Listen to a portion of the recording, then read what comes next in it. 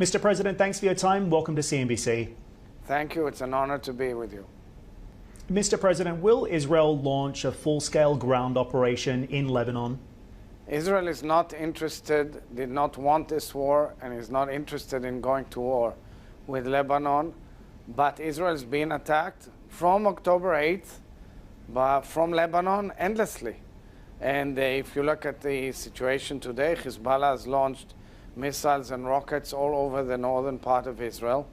So we will do whatever it takes to bring our citizens back home and enable calm in our cities. That's the situation.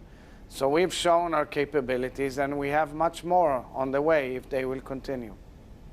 Mr. President, you say you do not want this war, but nearly 500 people have already been killed, including 25 children. Thousands more have been injured. How do you justify the impact of this military action on Lebanese civilians?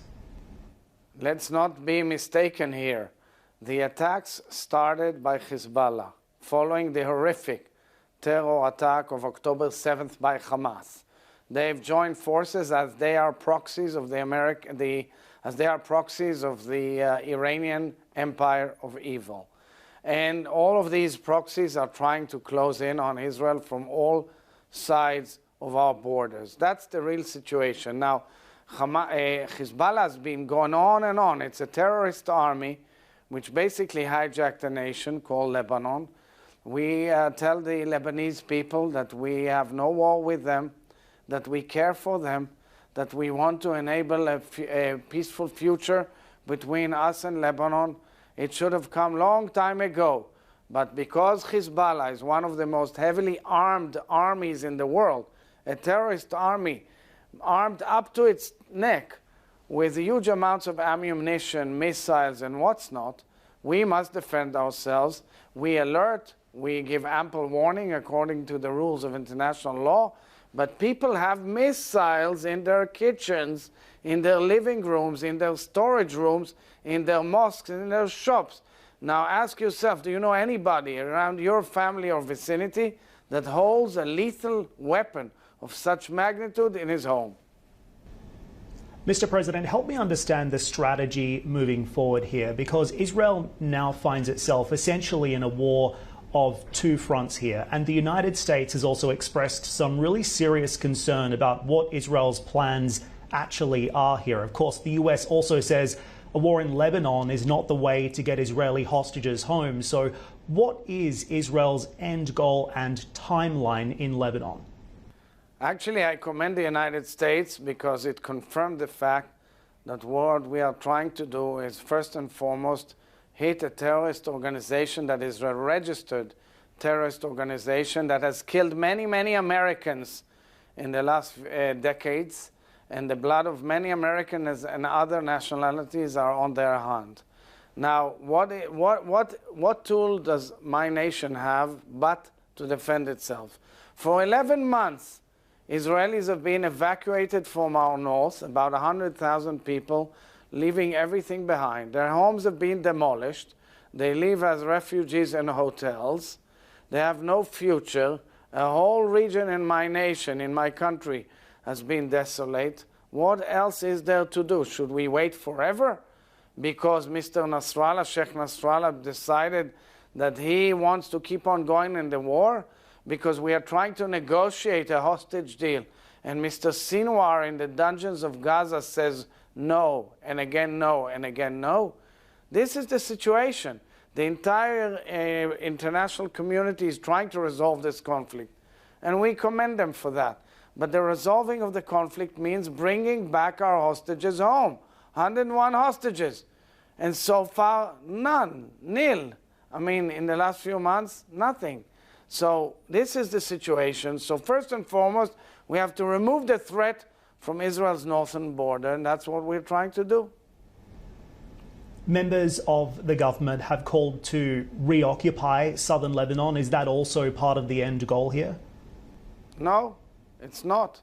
And I must say clearly, you know, we are a very vibrant democracy.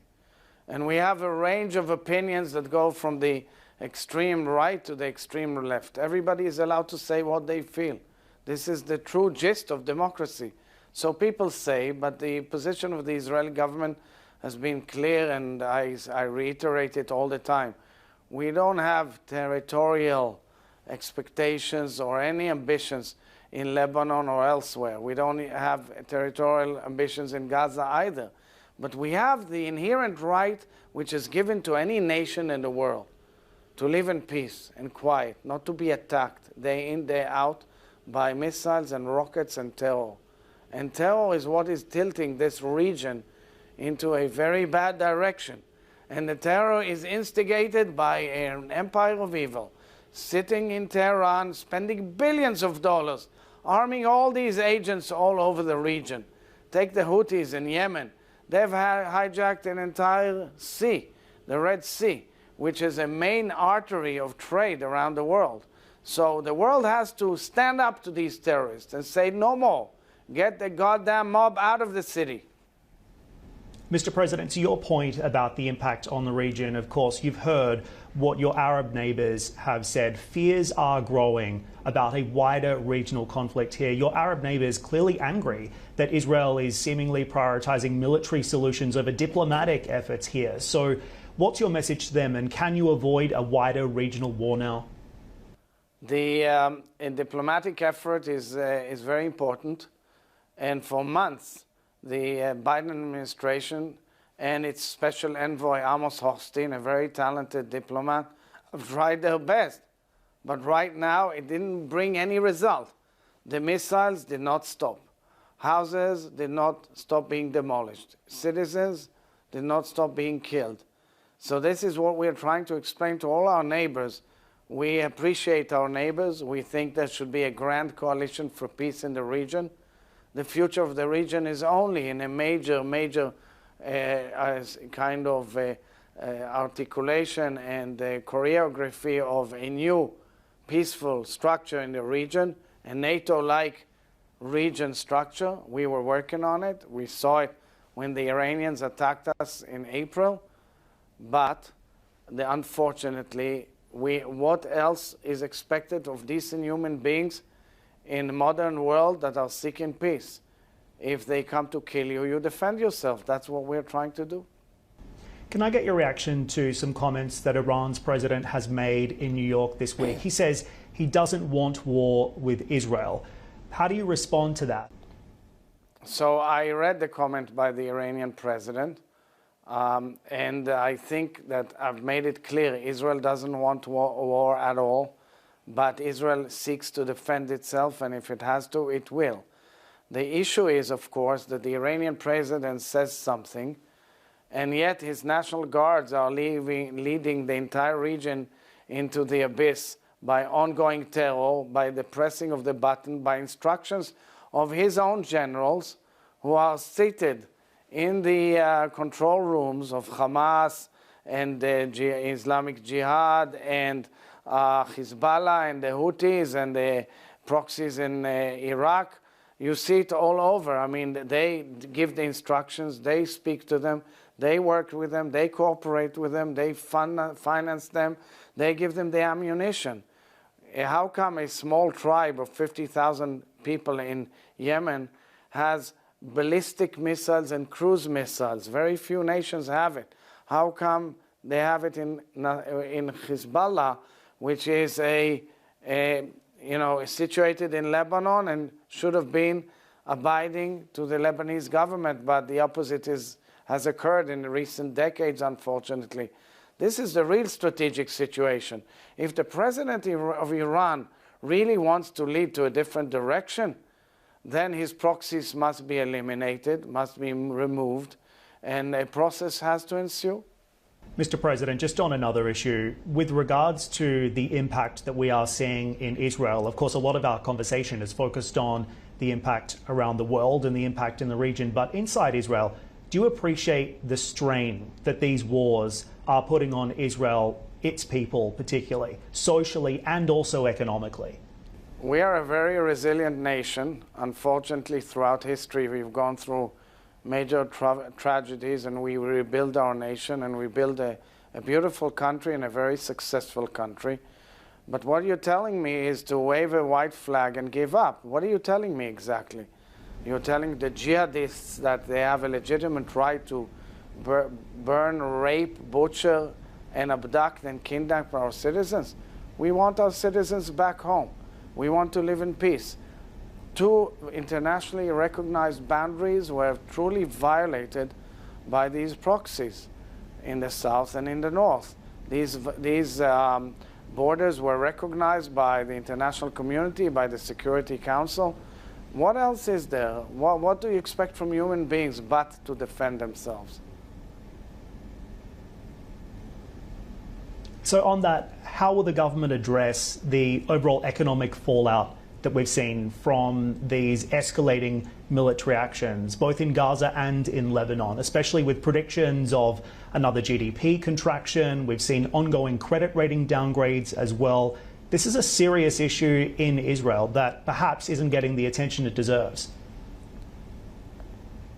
You know that after wars, there are a lot of new energies poured into any market. Israel is a very, very innovative country with brilliant ideas. I trust the Israeli spirit of innovation and capabilities, and we will see immense growth and development in Israel after the war. For that reason, we are working hard to bring peace and quiet to our nation. But sometimes wars are costly, unfortunately. They're very painful. And I repeat again, for the fourth or fifth time, we didn't want this war and we don't want war. But we're attacked. And if we're attacked, we have to defend ourselves. Just finally, Mr. President, on another issue here, the Israeli military raided Al Jazeera in the occupied West Bank. What is Israel going to do in the West Bank that it doesn't want Al Jazeera to report? It's not to do with the West Bank. Apparently, the Al Jazeera system was pouring a lot of amount of hate and fake news and lies.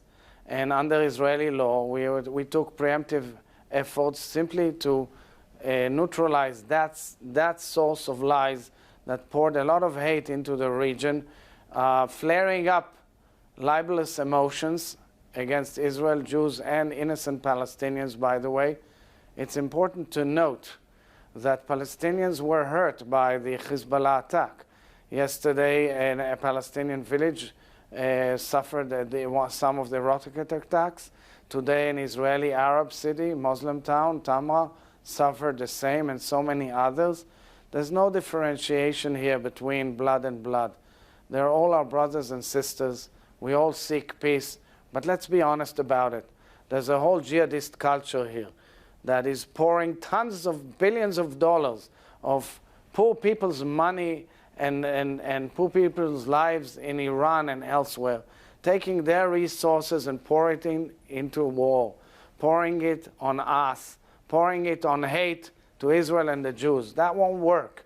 We shall overcome, we shall survive, we shall succeed, we shall win, and we shall bring peace to the region.